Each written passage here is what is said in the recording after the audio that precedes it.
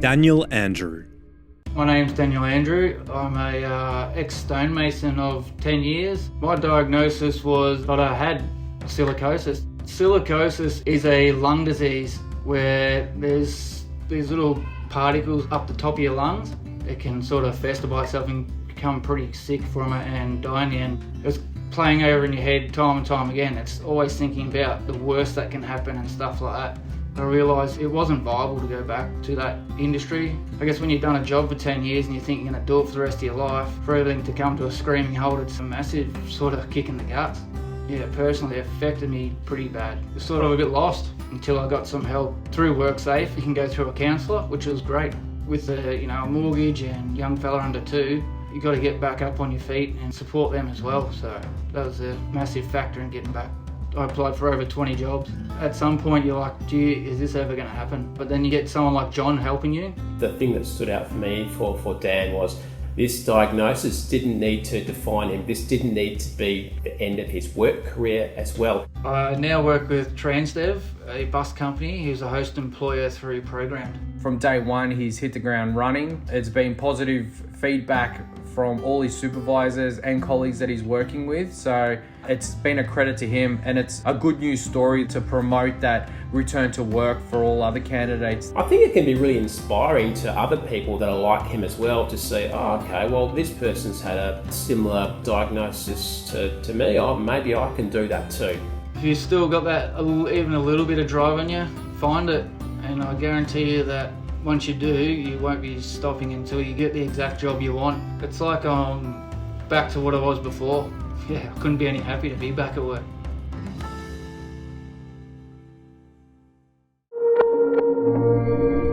Tim Flower. Hi, my name's Tim Flower. I've been a linesman at Powercor here for the last 10 years. So back in 2018, returning back from a job site, I sustained a crush injury to the coccyx joint. The actual injury itself was pretty straightforward, but the fact that we ran into complications really blew out the recovery time. I got released, come home again, and then it actually collapsed. I had to call myself an ambulance and I had to drag myself to the front door. There was a little bit of hit and miss if I'd still be sitting here having this conversation with you.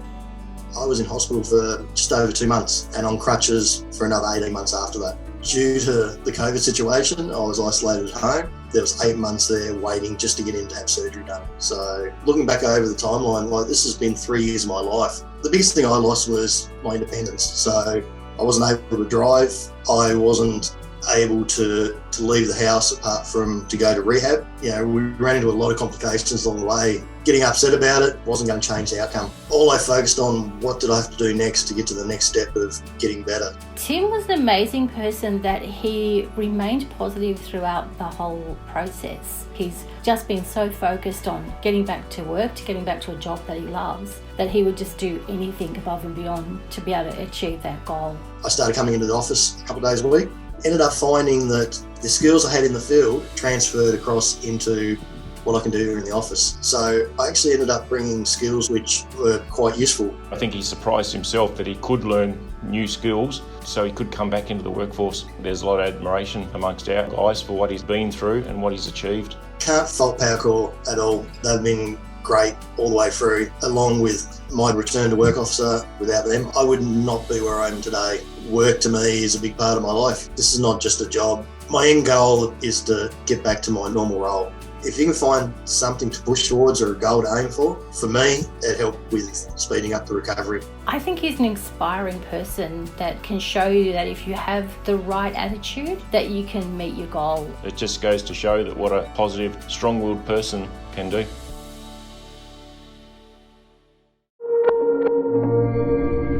Darren Smith.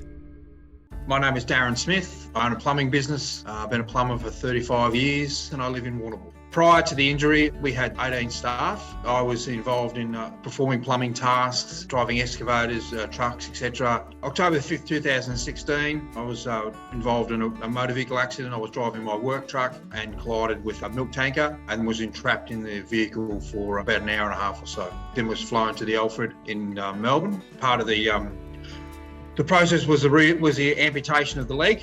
So I was amputated above the knee on the right leg, and some other injuries, obviously punctured lungs and some extraction injuries and that type of thing. Post-accident, there's an enormous amount of stress on the staff, so it required them to step up and to adapt to continue on with the business. But also with my family, the shock for them, and then the fear, I suppose, of how we would adapt and what the future looked like.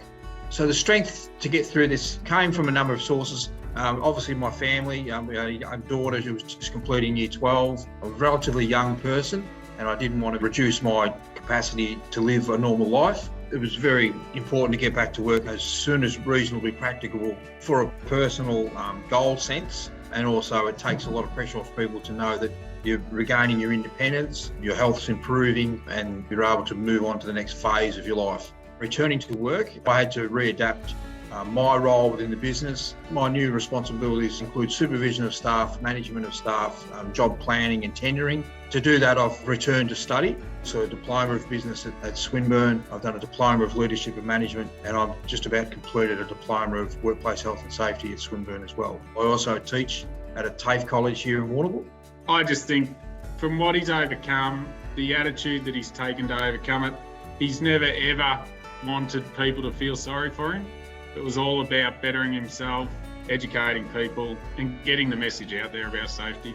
The support along the way from all persons has been amazing, from my wife and daughter, and then obviously all the staff as well. So it's been an amazing group effort from everybody.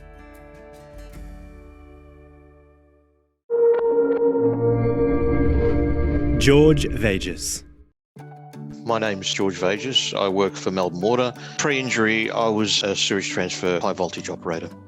George's accident happened in 2008 while he was undertaking some high voltage switching in our switching room at Brooklyn Pump Station. That was probably the worst day of my life at Melbourne Water, the day of George's accident. When the accident happened, during the racking in of the high voltage circuit breaker, the circuit breaker actually let go and pushed me back, pushing me through a double door, busting my ankle and obviously giving me 65% burns to my body. So when the ambulance arrived, put me on the gurney, and I said to the bloke, it's starting to really hurt. Next thing I know, I woke up 33 days later after being in an induced coma in intensive care.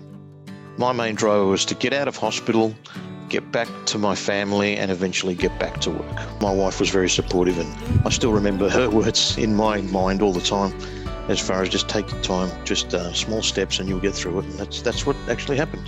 The injury happened in Feb. I was full-time in March the following year. George really was leading the push for safety changes from a high voltage perspective. So looking at new sorts of equipment that we could use that would make the switching operation safer. But he was also in there just looking at PPE, so high voltage switching clothing. One of the really impressive things about George was, one, that he came back to his role and continued to do that activity that he was injured in, but he wanted to make sure that nobody else had that experience. He saw it as his legacy, and he didn't want anyone to be put in the same position as he was. We started talking to George about how we might be able to share the message that he had. So Virtual George became a kind of a question and answer situation where somebody could sit down and talk to George about what had happened to him, how his recovery had gone, how he was feeling about things, his general views on safety and those kind of things. I was almost in tears just thinking about what had happened to George and how he'd come back to work. But even sort of talking about it now, I start to get teary again when I start thinking about what happened and the way he's recovered and got back into things. Remarkable. Small steps and you'll get there.